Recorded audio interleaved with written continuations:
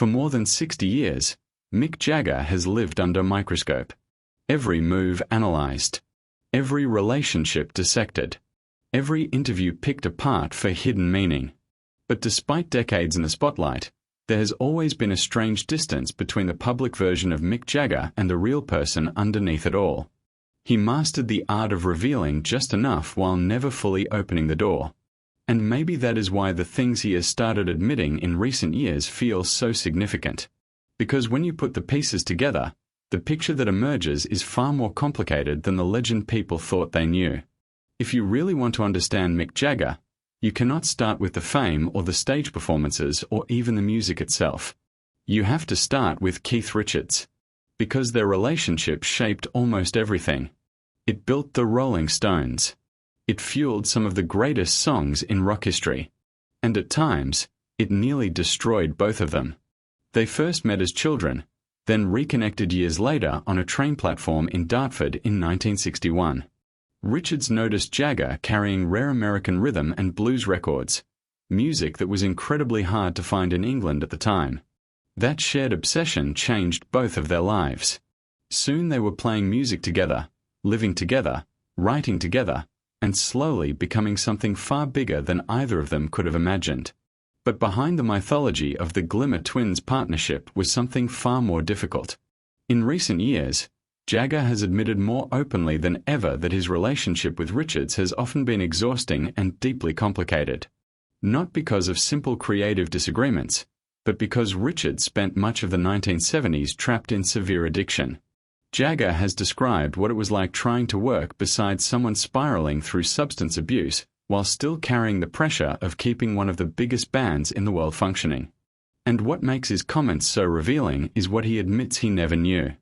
Even after decades together, Jagger says they rarely talked directly about what Richards was actually feeling during those years. Think about that for a second. Two men tied together professionally and personally for over 60 years, yet still separated by a certain emotional distance. That detail says almost everything about who Mick Jagger really is.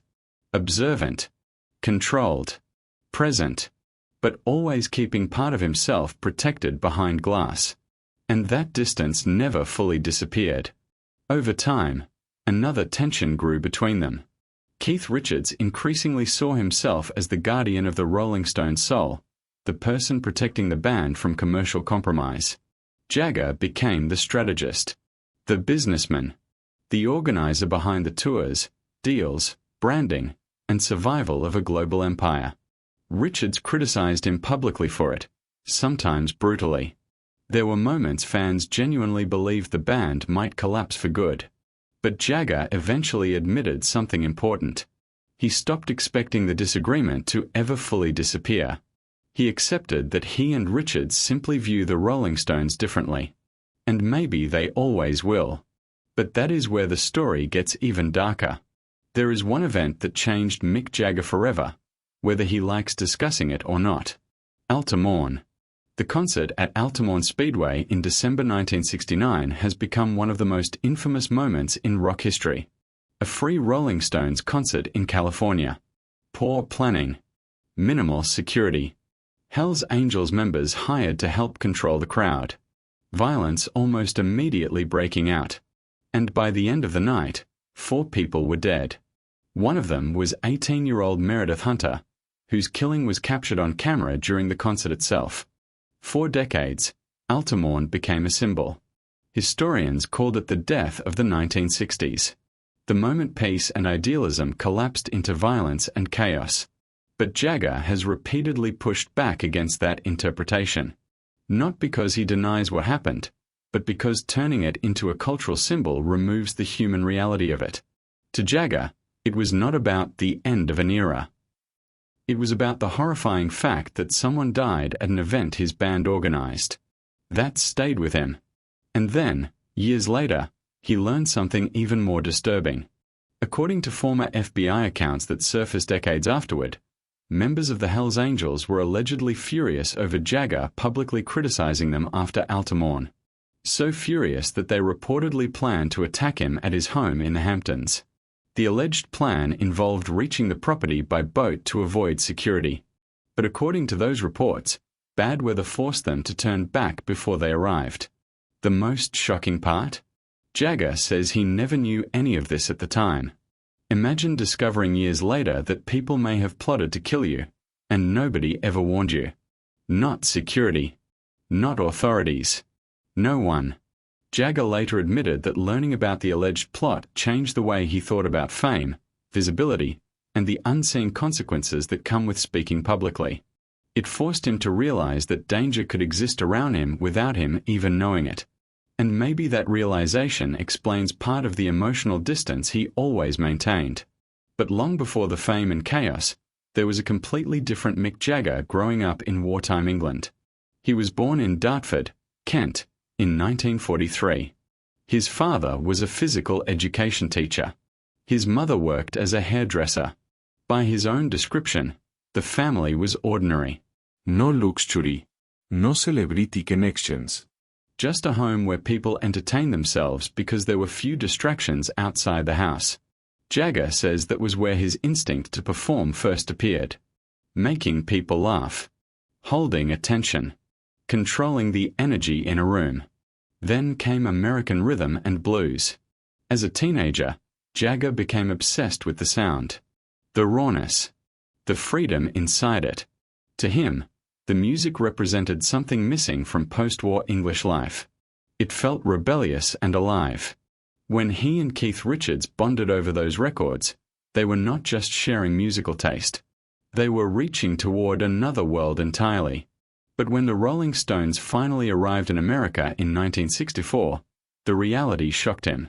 Jagger has openly described parts of America at the time as deeply repressive. Segregation was still everywhere in large parts of the country. Racism operated openly. And the contradiction disturbed him deeply. The music he loved came from Black American artists whose own society often treated them brutally. That realization stayed with him for years. Jagger later admitted it changed how he understood the relationship between art and the conditions that create it. The fantasy of American freedom he imagined through the music suddenly collided with a much harsher reality. And instead of trying to simplify that contradiction, Jagger simply carried both truths at once. That became one of his defining traits throughout life, seeing contradictions clearly without pretending they could be neatly resolved. And nowhere is that clearer than in the music itself. People love imagining legendary songs appearing through moments of magical inspiration. But Jagger has always been surprisingly blunt about songwriting. He says most of it came from constant work, not mystical genius. Satisfaction, the song that turned the Rolling Stones into global superstars, reportedly came together in an ordinary moment beside a swimming pool in Florida while touring. No lightning bolt from heaven. No dramatic artistic breakthrough. Just years of non-stop writing and performing, finally producing something unforgettable. That honesty makes his comments about other songs even more fascinating. Take Brown Sugar, one of the band's most controversial tracks. Jagger has admitted he now views the song with genuine discomfort. He says even he cannot fully explain where some of its darker imagery came from. In recent years, the band quietly stopped performing it live altogether. That willingness to critically examine his own work matters. Jagger does not pretend the complexity is not there. He simply admits it exists. And then there is Exile on Main Street. Of all the Rolling Stones albums, Jagger has increasingly pointed to that chaotic early 70s period as the band's creative peak. Recorded largely in Keith-Richards' villa in the south of France while the group dealt with legal troubles, financial stress, addiction, and complete disorder, the album somehow became a masterpiece. Even Jagger says he cannot fully explain how it happened. And maybe that uncertainty connects directly to the most painful relationship in the band's history, Brian Jones. Before there was Mick Jagger as the public face of the Stones, there was Brian Jones. He founded the band, named it, helped shape its early sound. But as fame exploded, Jones spiraled into worsening substance abuse and instability. By 1969, the group decided to remove him from the band he had created. For years, Jagger avoided speaking too openly about that period. But more recently, he finally admitted something painful. He said the band sometimes treated Jones cruelly. Jagger blamed part of it on immaturity and group dynamics. Young men reacting badly to someone vulnerable in their circle. He admitted Jones's instability made him an easier target inside the band. And that honesty matters because it strips away the mythology people usually place around rock legends. Brian Jones died in July 1969 at just 27 years old after being found at the bottom of his swimming pool. Officially, it was ruled a drowning involving drugs and alcohol. Conspiracy theories followed for decades, but Jagger never encouraged them. Instead, he described Jones as someone who had become deeply troubled and disconnected from both the band and himself. One memory still stayed with him. Jagger later said recording No Expectations during the Beggars Banquet sessions was the last time he truly felt Brian Jones fully connected to the music. That detail says everything. Jones's collapse was not sudden.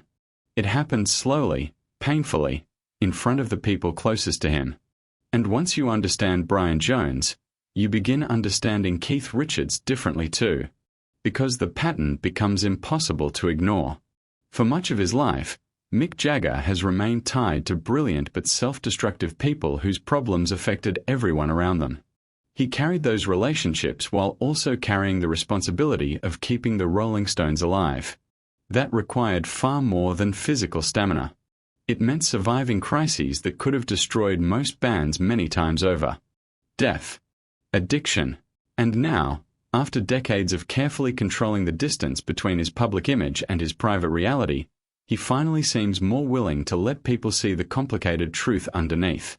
Which raises one final question. If Mick Jagger spent 60 years protecting certain parts of himself from public view, why is he finally opening that door now? And after surviving addiction, death, Altamont, public feuds, and everything that should have destroyed the Rolling Stones decades ago, what could possibly end them at this point?